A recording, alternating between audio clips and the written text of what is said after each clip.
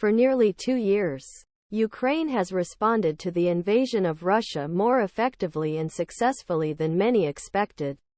But whether he can sustain this resistance may depend on the outcome of a debate in Washington that has nothing to do with Ukraine. This is a strange and disturbing situation for the country at war and its leading defenders.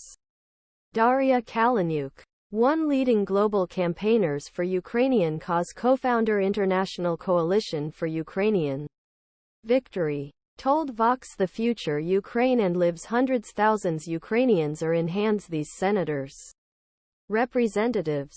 Congress left Washington on Thursday without approving a new defensive spending package that would include a $61 billion additional military fund for Ukraine.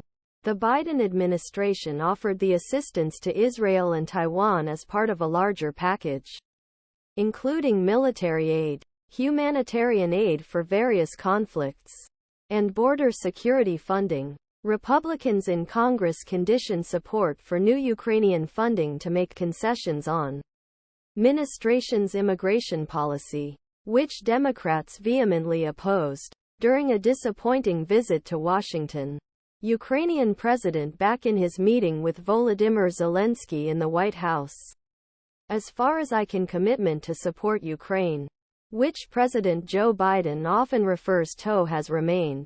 Increased support this week. It is still very possible to reach an immigration agreement that will allow Ukraine financing to be advanced when Congress meets next month.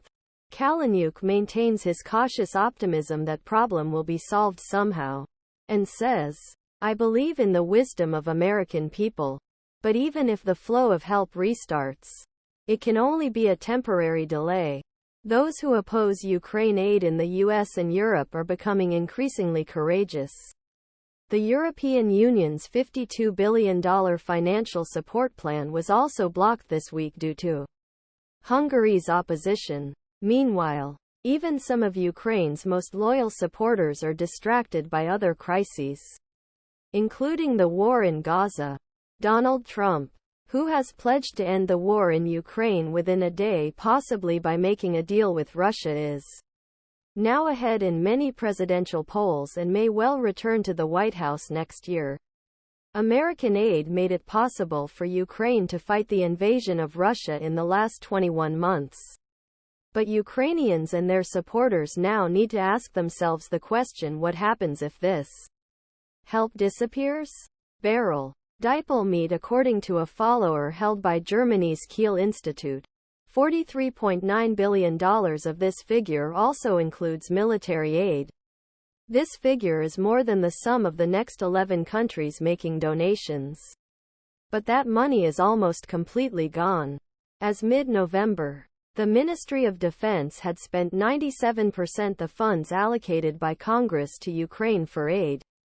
The State Department spent 100% of its funds. In November, Sabrina Singh, Deputy Press Secretary for the Pentagon, admitted that the new allocations of arms shipment